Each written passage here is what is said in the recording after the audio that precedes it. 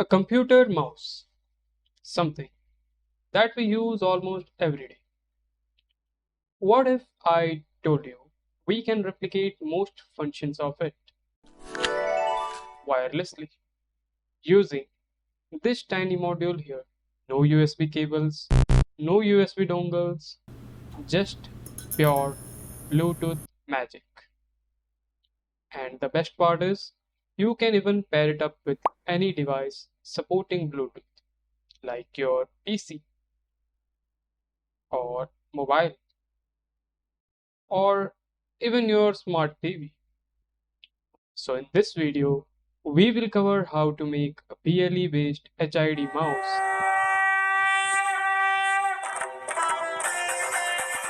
with basic features like left and right clicks, movements across X and Y direction, and vertical scroll function using just NRF52840 dongle and a few buttons. Namaste and welcome back to Avinashee Tech. In the 90s, USB came into picture and replaced the traditional varieties of connectors like PS2 port, DIN port, serial parallel port, game port, and other proprietary ports. With the USB came different sub-device classes, and one amongst them was HID class of devices, or human interface devices. These are types of device that allows humans to interact with computers or other electronic systems. Common examples include keyboards, mice, game controllers, and touchscreens. Later in early 2000, Bluetooth started to adopt HID, and in 2010, HOGP was introduced in BLE 4.0. HOGP stands for HID over gate profile. Our NRF chip here supports version 5.3 of BLE. Alright, moving on to VS Code. Let's discuss about our project. We would be utilizing the peripheral role and advertising our mouse parameters to a host or client device. If you're not familiar with how to put your NRF52840 dongle into BLE peripheral role, do check out our video in the top right corner. So let us see the add-on changes to this example. First, let's start with the service and characteristics table. So for a HID based device, three services are mandatory, which are battery status service, device information service, and HID based service.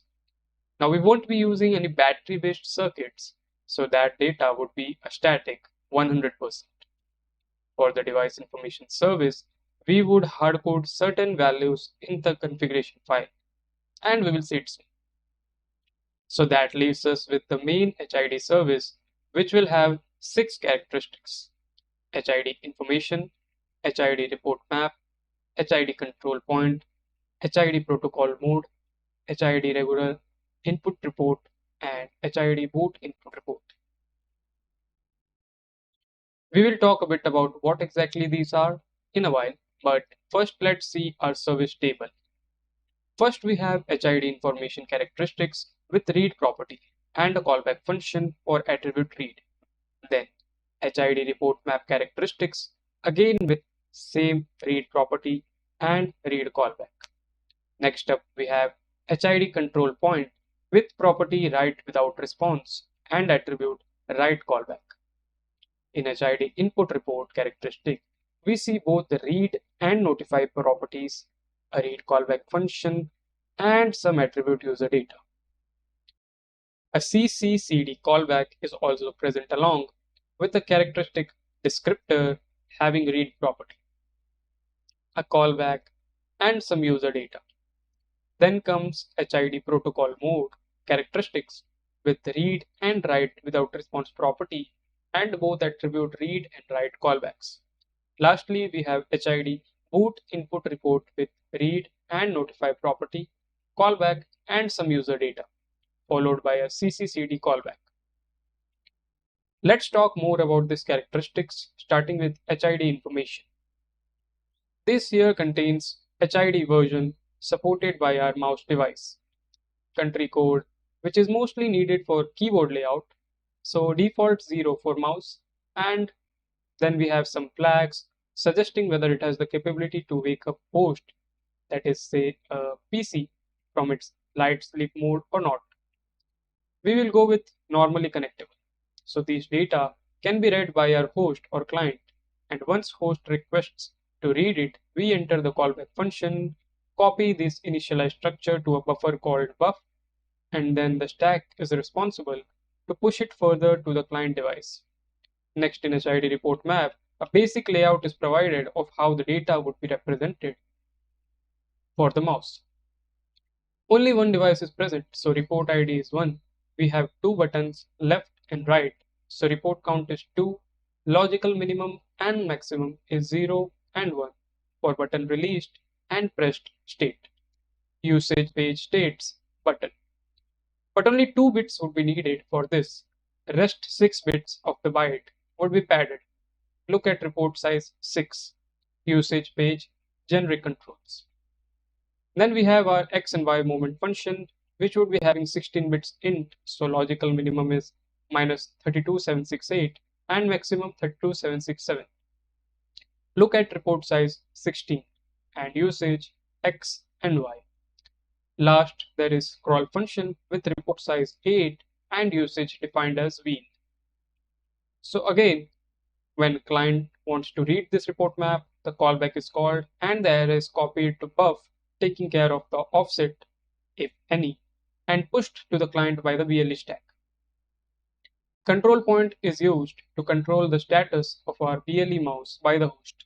So this time the client or host writes the state to our mouse device. For that, in the write callback, first we validate the flag whether it is write without response command or not. Then we check if the sum of current offset and length to be written is greater than or less than the data needed to be written. To understand this, imagine you want to write 30 bytes, but BLE at an instance can only send 20 bytes. So offset in the first step would be 0 and data length 20. Sum of this 2 is 20, which is less than the total bytes to be written, that is 30. In next step, offset moves to 19 and data length to write is the remaining 10 bytes. Sum of these two would be 29, which is still less than the total, that was 30. Later, after checking for the values, we copy it to our pointer variable and return length return. In HID input report characteristics, we have a flag to check for whether notification is enabled or disabled. Then we have a structure with button data, movement data across X and Y, and vertical scrolling data. Now this can have added features as well. Then there is ID and report type. Since report is being sent from our device to the host, which is PC, it will be report type input. If it was the other way around, it would have been report type output. Then comes the read callback function. Notice it is referring to user data, and the user data is referring to the array input report. Flag is updated in the CCCD callback. We have descriptor callback, and in that again user data is referred, which is nothing but already initialized structure input desk with ID mouse and type as report input.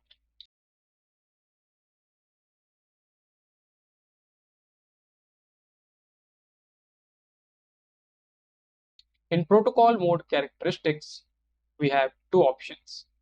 One is the boot mode, other is the regular report mode. In read callback, the client can read the variable, and in the write callback, as already discussed, certain checks will take place and the client can then write the mode once those checks are cleared. So the earlier input report characteristics is when a regular report mode is selected. There, you can add on additional features to your BLE HID devices, or like make a custom input report. Witness, we had 16-bit int x and y movements. These customizations are not available in the boot mode, which has a fixed data structure, which we'll see. So it has 4 bytes for buttons, X and Y movement, and vertical scroll together. That is all. So 4 bytes is all which is permitted. No additional changes are allowed. Now, what exactly is this? Well, this is the way data from a mouse is handled when your client or host is working with BIOS, UEFI, or systems that support basic keyboard or mouse functionality before loading full drivers. So basic HID functionality is supported without requiring a full HID descriptor parsing. For regular usage in full OS mode with the drivers, earlier mentioned regular report mode is chosen. Alright, so similar to earlier section, here also a flag to look out for notification, enable or disable is present. An array boot input report where data would be copied and later in read callback it would be sent to the client or host. Flag is updated in the CCCD callback. We have made some changes to CMake list file as well so that it includes all the source files when building the project. In project configuration, what has changed is addition of battery status service and device information service. I have the dedicated model name to Jerry.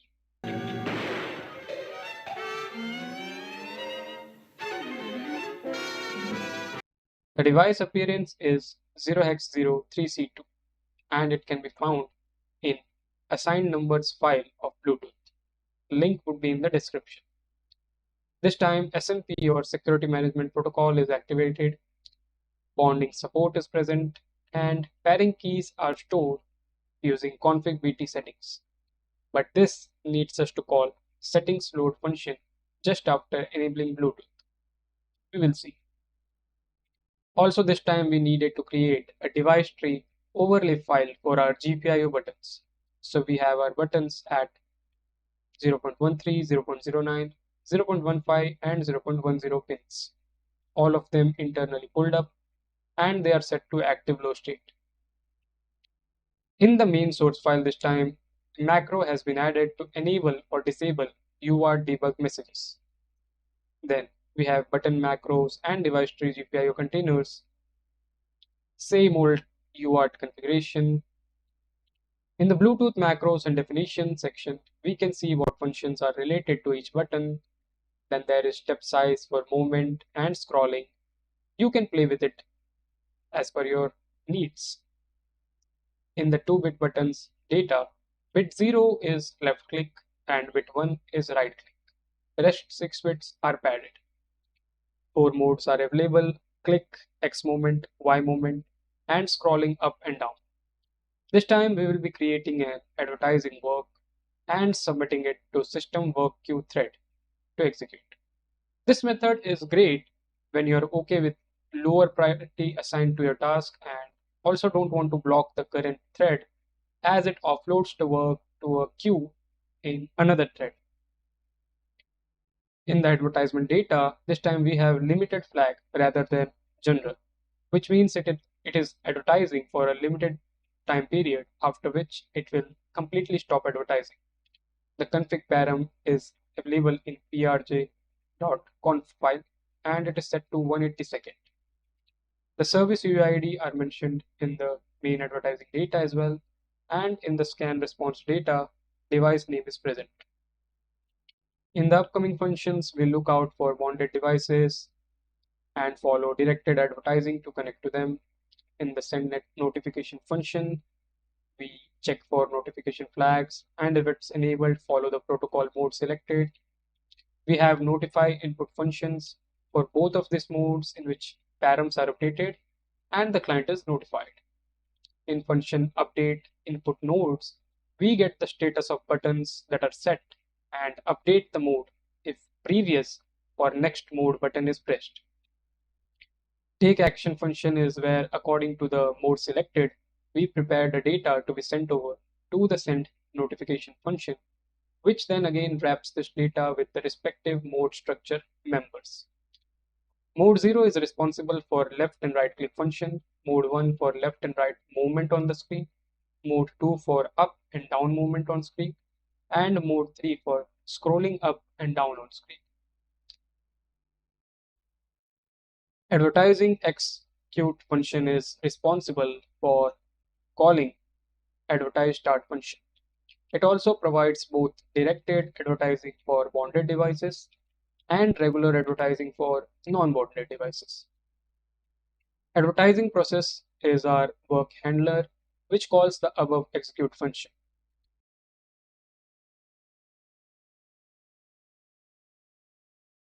We also have connection and disconnection callback function. And if you have enabled the debug macro, you can see some logging messages. Security changed and connection params callback functions are also added this time.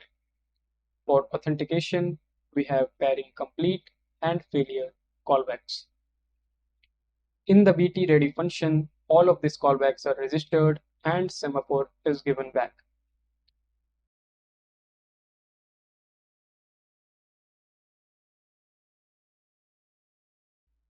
Read buttons is an important function, and it basically provides us with the current button status of all the buttons as well as the buttons that have changed recently. Finally, last function we have is the main application function. Whew. First, we have buttons section where we configure all of the buttons as input. In Bluetooth section, after enabling Bluetooth, we call settings load for bonding config requirements.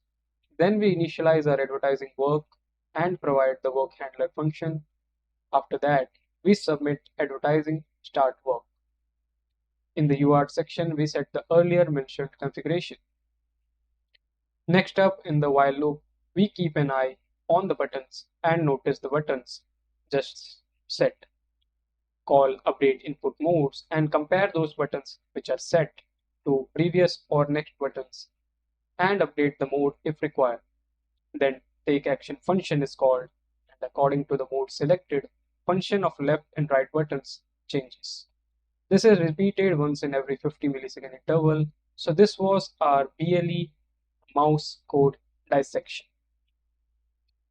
Let's look at our dongle board and locate the GPIO pins where buttons are connected. So yeah, all of them are on port 0 itself.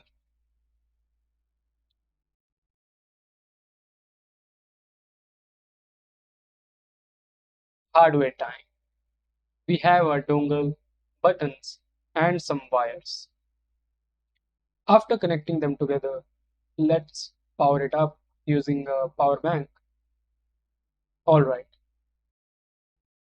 Now I will turn on Bluetooth on my laptop and connect it to our device, Avinashee Tech. After connecting, you can see the mouse appearance and 100% battery. Okay, let's go to YouTube and watch a video.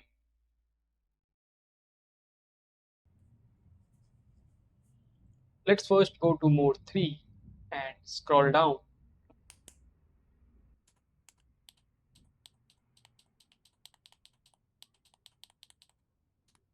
Then up.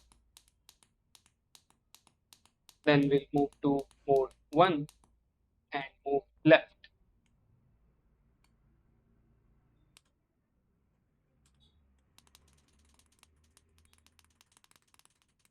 Once we reach our video, we'll go to mode 0 and left click to select this video.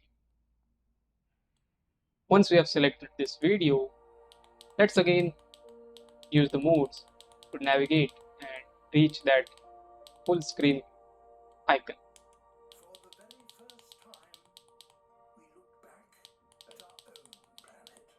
Once we reach there, we will again go to mode 0 and left click.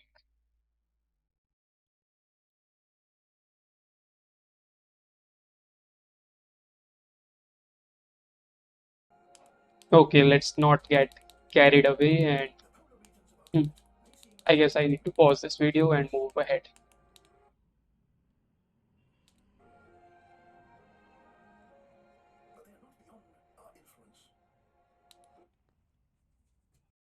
Alright, let's connect this device now to our mobile. Obviously, after disconnecting it from the PC. Let me turn on the Bluetooth on my mobile device. Yeah, we have Avinashee Tech connected. Let's now go to YouTube again and search for our planet again. Alright, let me switch to mode 3 and scroll down.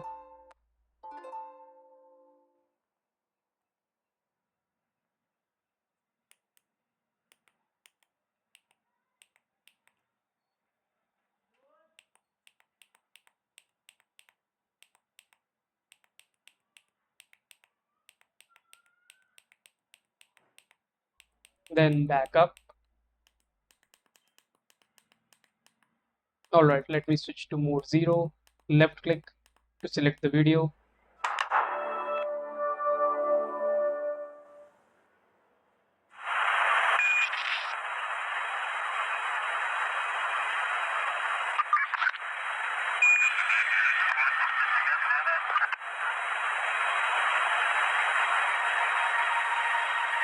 Just 50 years ago, we finally ventured to the moon. Now let's go to mode 1, move right, then mode 2, move up.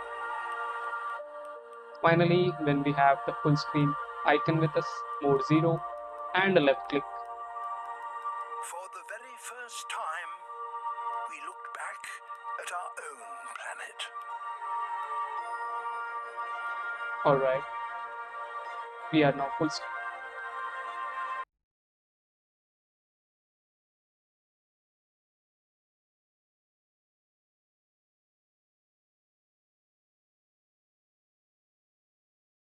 I guess it's again time for me to hit pause and not get carried away. So I'll do that.